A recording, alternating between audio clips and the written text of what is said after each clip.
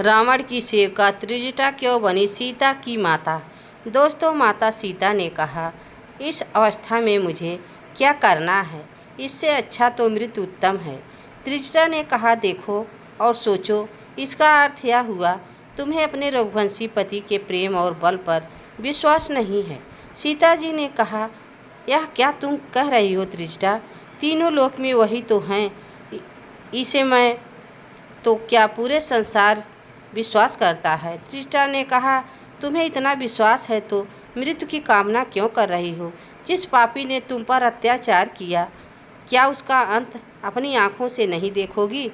सीता जी ने कहा, तुम यह क्या कह रही हो कि तुम मुझसे छल कर रही हो। दोस्तों, इतने में बहुत सारी राक्षसियाँ वहाँ आ जाती हैं और सीता जी को डराने धमकाने लग जाती हैं। इतने में त्रिजटा वहाँ आ जाती है और कहती है, तुम लोग यहाँ से जाओ, मैं इसे देखती हूँ। कैसे नहीं मानती। त्रिजटा कहने लगी, देवी सीता, तुम सती शिरोमणि हो, तुम्हारी भक्ति को देखकर मैं तुम्हारी भक्त हो गई हूँ। त्रिजटा को तुम अपनी मित्र समझो, अपनी सेविका समझो, तो तुम यह कह रही हो कि तुम मुझे छल कर रही हो, या तुम राक्षस कुल की नहीं हो।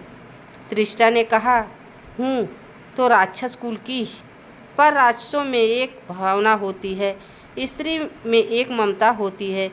मेरी अनुनय को स्वीकार करो, थोड़ा खा लो। सीता जी ने कहा, मुझे कुछ नहीं खाना। त्रिजटा ने कहा, अगर खाओगी नहीं तो जीवित कैसे रहोगी। इस अवस्था में मुझे जीकर क्या करना है, इससे तो मृत्यु उत्तम है। देखो और सोचो, इससे तो यह हुआ अपने पति का पर भरोसा नहीं है। जरा विचार करो, अगर श्री राम रावण पर जीत कर पराक्रम करके रावण को पराजित करेंगे तो किसके लिए की आशा पर उनका लक्ष्य एक ही होगा, ना कि मैं अपनी प्रिय सीता को फिर से पा सके। क्या तुम उनका लक्ष्य को निश्चय बनाना चाहती हो। क्या तुम पतिव्रता स्त्री धर्म के अनुकूल बात कर रही हो। यदि अपने लिए नहीं तो तुम्हें स्वामी के लिए ही जीवित रहना होगा। इसके लिए तुम थोड़ा खा लो।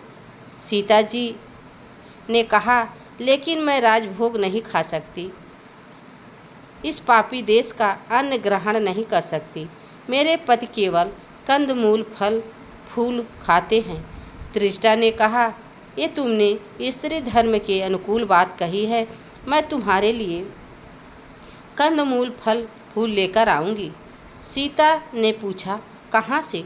त्रिजटा ने बताया, लंका में कुछ सात्विक लोग हैं, विभीषण जैसे नीतिवान, मैं वहाँ से वैसे ही तपस्वियों का आहार लेकर आऊँगी। पुत्री सीता ने कहा। माता त्रिजटा ने कहा,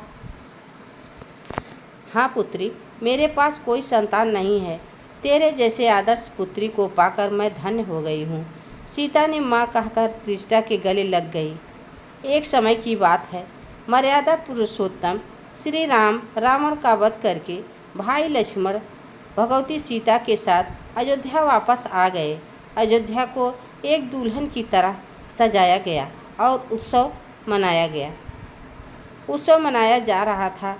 तभी सीता जी को यह ख्याल आया कि वनवास जाने से पूर्व माँ सरयू से वादा किया था, अगर हम अपने पति और देवर के साथ सकुशल अयोध्यापुरी वापस आऊँगी तो आपकी विधिवत तरीके से पूजन अर्चन करूँगी। यह सोचकर सीता ने लक्ष्मण को साथ लेकर रात में सरयू नदी के तट पर गई। सरयू की पूजा करने के लिए लक्ष्मण जी से जल लाने के लिए कहा।